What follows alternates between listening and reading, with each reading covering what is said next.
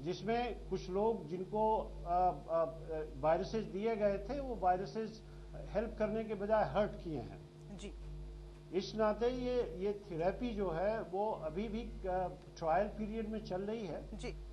लेकिन पोटेंशियल इतना ज्यादा है कि आने वाले दिनों में ये रिवोल्यूशनरी तो होना ही है इसको। जी। डॉक्टर रेखा सचान का रुख करते हैं, लखनऊ से मौजूद हैं। रेखा जी, आपसे जानना चाहेंगे, जिस तरीके से बता रहे कि अटैक अगर वायरस गलत कर दे तो यानी कि इसके भी साइड इफेक्ट्स हैं, और जो अब तक जो दवाएं चल रही उसके भी साइड इफेक्ट जाहिर सी बातें होते हैं, तो कितना फर्क होगा जब हम दवाइयां ले रहे हैं और जीन थेरेपी ले रहे हैं, कौन ज्यादा फायदेमंद होगी और कैसे?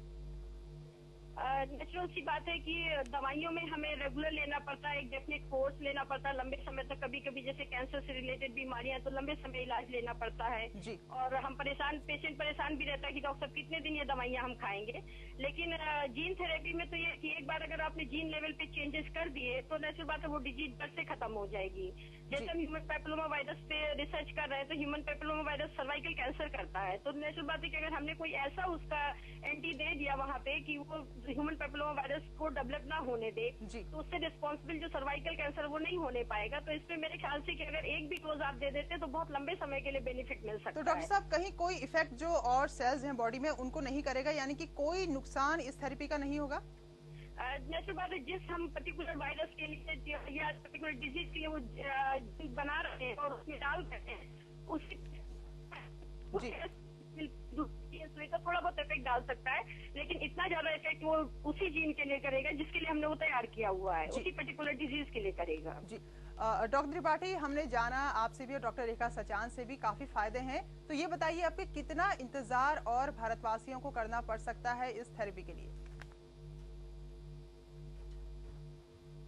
और मैंने तो प्रपोज किया है कि इंडियन जीन थेरेपी सोसाइटी का एक निर्माण करना चाहिए, हम लोगों को एक एसोसिएशन बनाना चाहिए जिसमें ऐसे सारे लोग जो जीन थेरेपी में इंटरेस्ट रखते हैं वो इस टेक्नोलॉजी को भारत में प्रतिष्ठित करें जी।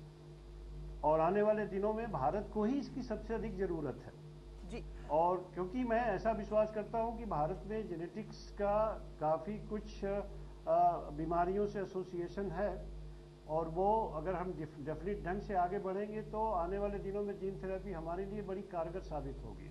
जी डॉक्टर साहब, खर्च की हम बात कर रहे थे, मान लीजिए किसी को जुकाम है, बुखार है, तो जीन थेरेपी के जरिए अगर इलाज कराता है तो कितना खर्च आएगा, उदाहरण के तौर पर बताइए।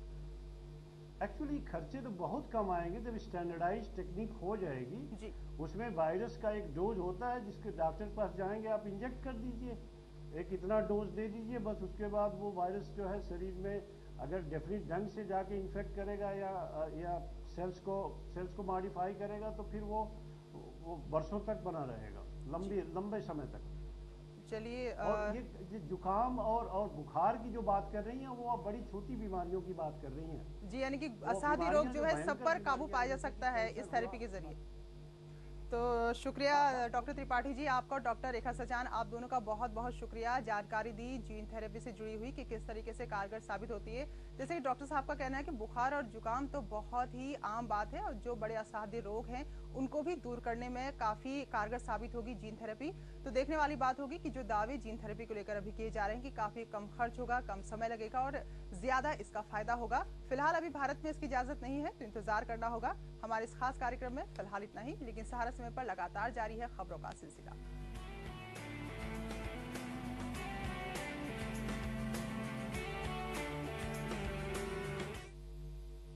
सुनो सुनो, खारिज खुजली या होदास, रिंग कटर को रखना याद, रिंग कटर जक्सन बाल का रिंग कटर।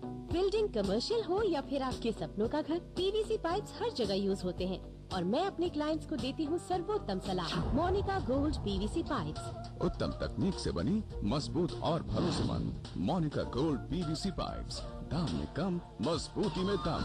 इससे बेहतर कुछ भी नहीं। ऐसी हस्तियां जिन्होंने भारत को दी अलग पहचान, बनाई देश की आधुनिक तस्वीर, उनकी सफलता का राज, उनकी सोच, नजरिया और अनछुए पहलू।